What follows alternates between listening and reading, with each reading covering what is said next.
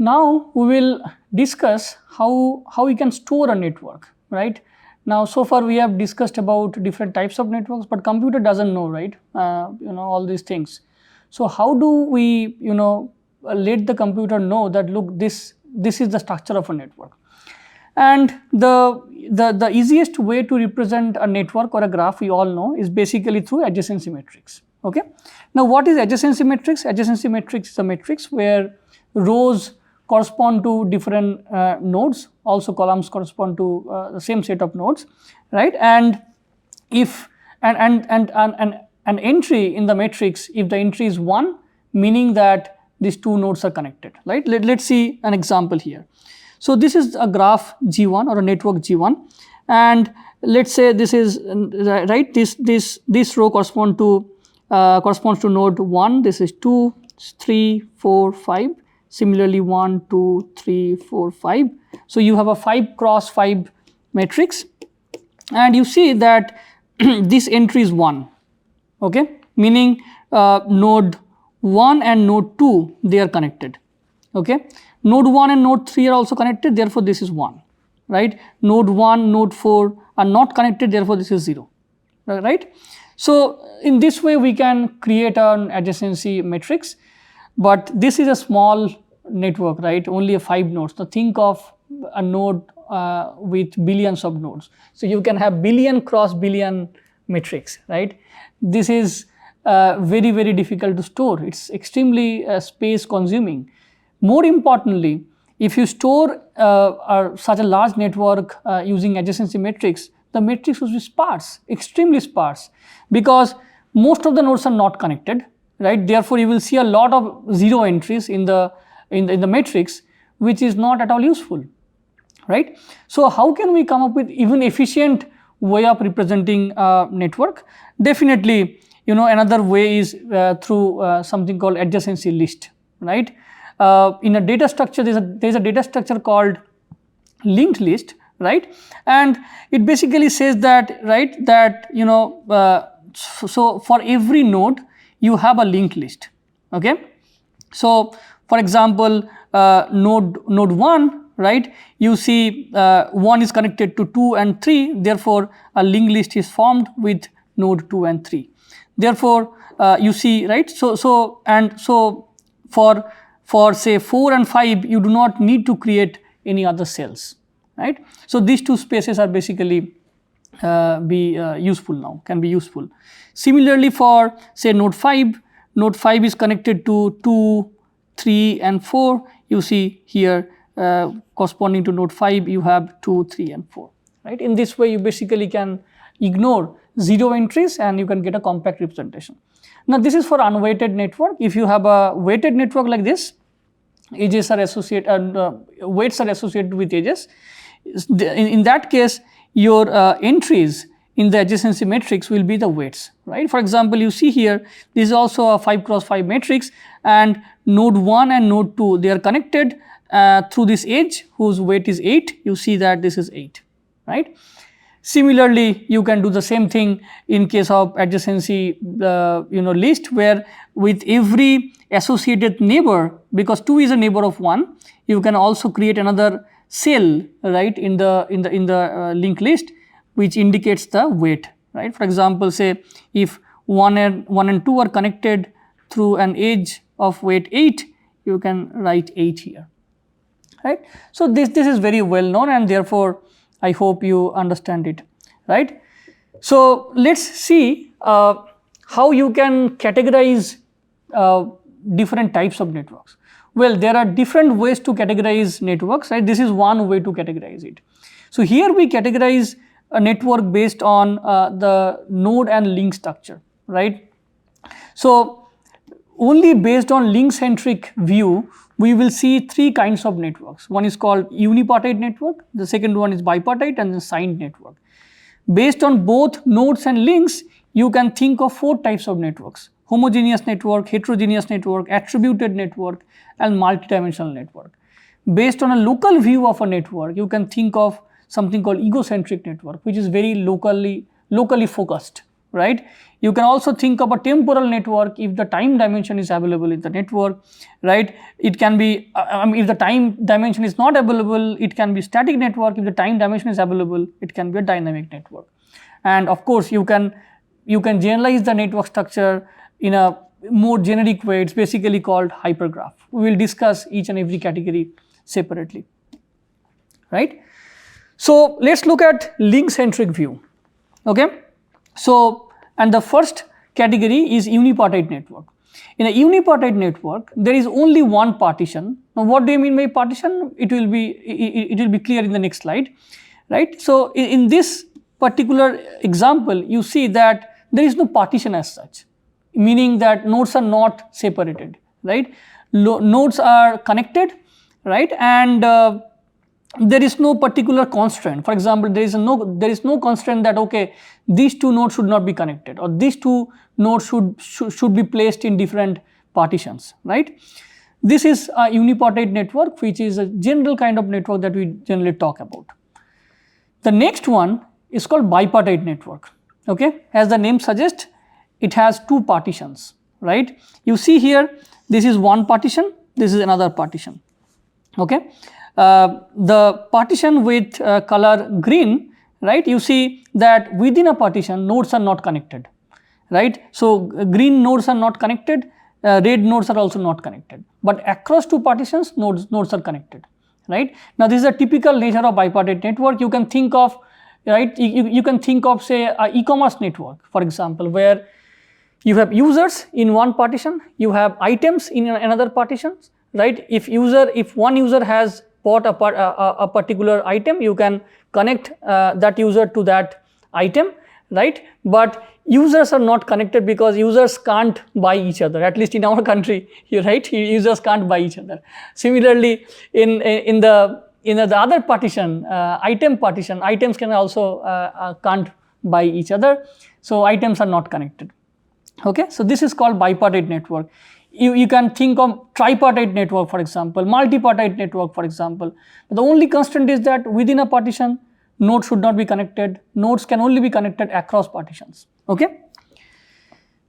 So, the third link-centric view is signed network, okay? You see here in this particular network, nodes are connected. It can be unipartite, it can be bipartite, but edges are associated with signs, right? The signs can be positive, negative, and so on. The signs indicate the types of relations between users. For example, if two users are friend versus two users are enemy, right? So, if two users are friend, you can add a positive sign. If two users are enemy, then you can add a negative sign. You can think of social network like Slashdot or opinion, right? These social networks, you can explicitly mention that these are the users who I have friendship, these are the users who I have animosity, for example, right? They are your enemies, right? So, depending on that, you can assign signs. In fact, in the citation network, for example, right, the one that I mentioned in the last lecture, if a paper criticizes another paper, you can actually think of a negative link between two papers. If a paper appreciates another paper, you can think of a positive link, right? So, now let's look at both node and link-centric view, okay? If you look at both node and link together, you can think of a network called homogeneous network, right? In the homogeneous networks, nodes are of same types, edges are of same types, right? For example, user-user interaction network, say Twitter follower-followee network, where users are, nodes are users, right? And links are follower-followees. It is not the case that one node is user, another node is tweet, no, right? Here all users are of same types, links can be also of same types, okay? On the other hand, if you think of heterogeneous networks, you can imagine different types of users, right? Say one type of users correspond to one type of nodes correspond to, you can think of different types of nodes. One type of nodes can be can be users, another type of nodes can be tweets, right? There can be a link from a user to a tweet through the link called posted by. There is a link between a user to another user through follower-followee, and so on and so forth.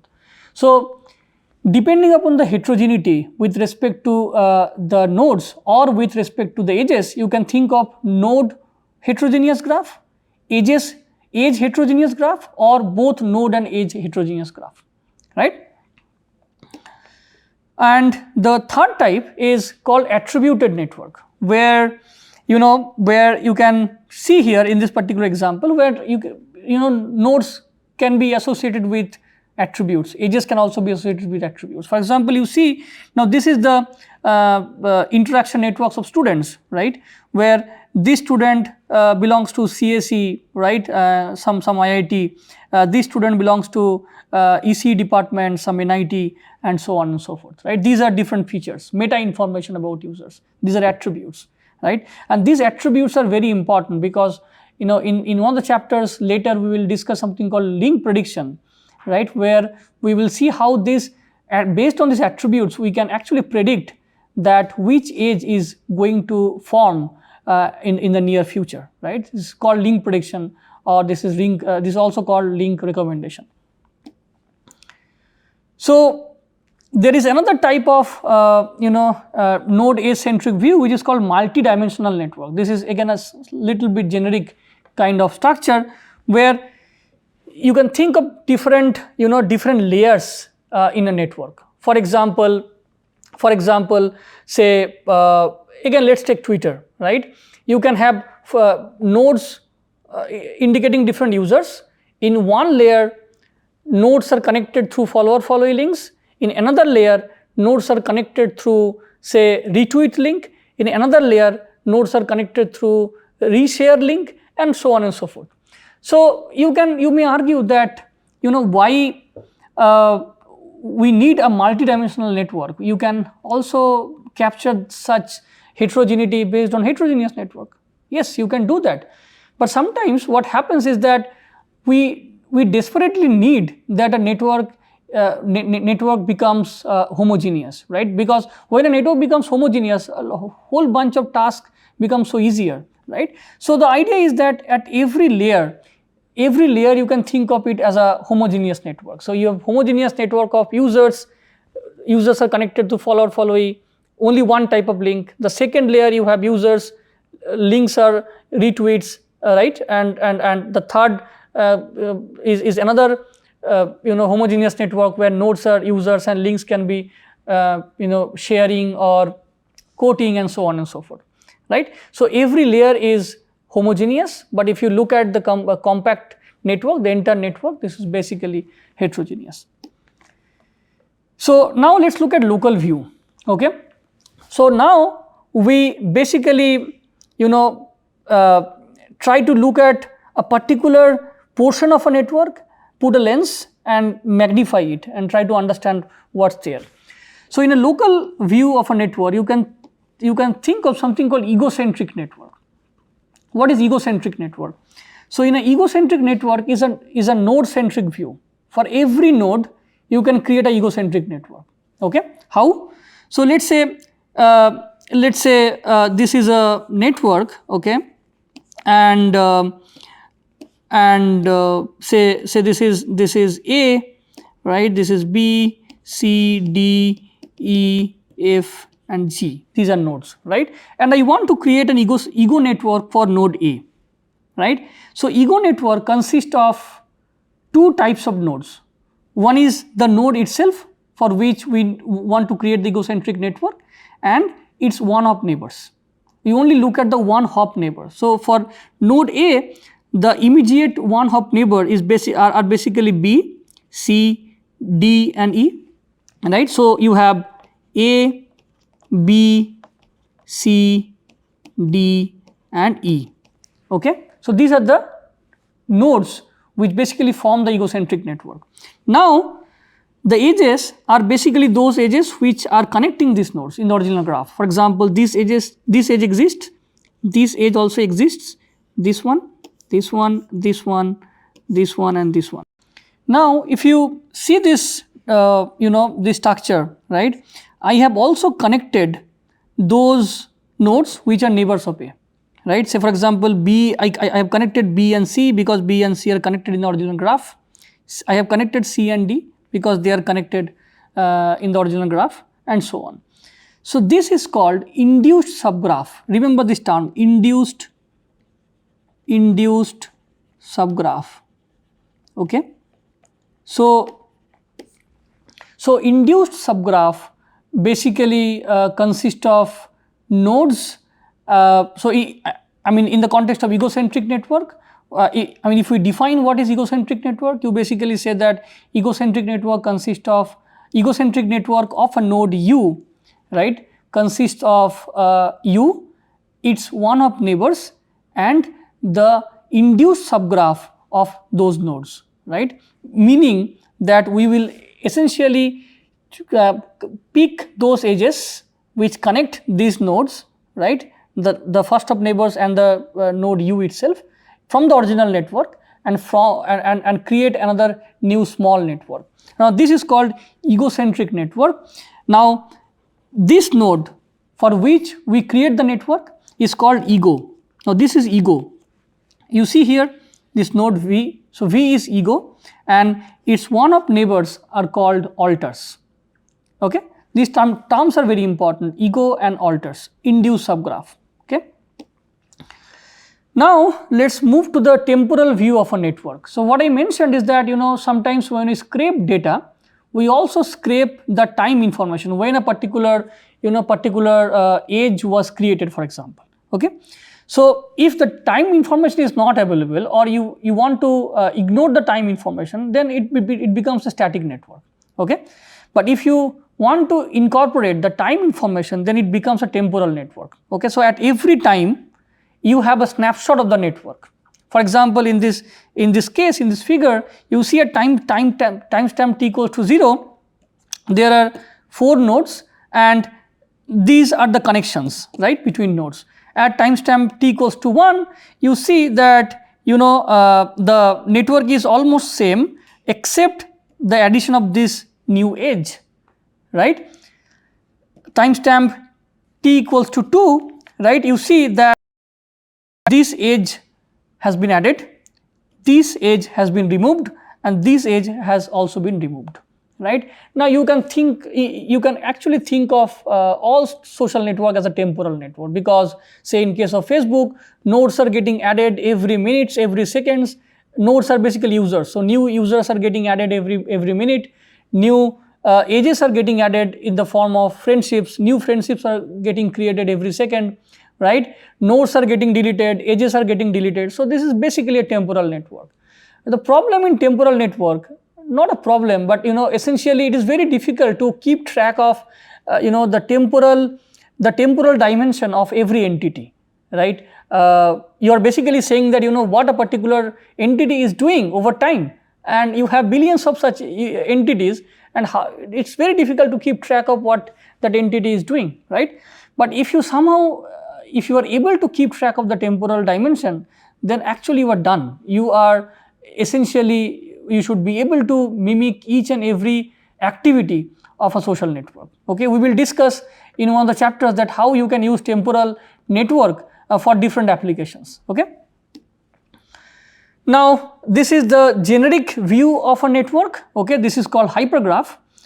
Now what is hypergraph? So in case of hypergraph, right, we have again set of nodes indicated by V, and we have set of edges. Now these edges are not normal edges, these edges are called hyper edges. Okay. What are hyper edges? Hyper edges are basically edges which are formed using multiple nodes. So far we have seen that an edge is formed based on 2 nodes. So 2 nodes are connected through one edge, right, but hyper edge is actually formed based on multiple nodes. Okay. If you look at this example here, so this is one hyper edge, right, and this hyper edge is basically formed based on node 2, 1, 3, 4 and 5. This is another hyper edge which is formed based on 8, 9, 3 and 2. These are nodes, right? This is another hyper edge which is basically formed based on 4, 5, 6, 7. You can imagine hyper edges as planes, right? But we are not looking at the geometry as such. So let's take an example of a hypergraph or hyper edge, right? Let's say the collaboration network again, right, where nodes are researchers and edges are not collaborations, but edges are not simple collaborations, but edges are formed in a different manner. So let's say you have paper 1 and paper 2, scientific paper 1, scientific paper 2. Paper 1 is written by author A1, author A2, author A3, and paper P2 is written by author A2 and author A4, right? So this is A1, A2, right? A1, A2, A3, right? And say A4. Okay. So the first hyper edge is basically this one. Okay. You can think of a paper corresponding to an hyper edge, right? So this is a hyper edge, and this is another hyper edge. Okay.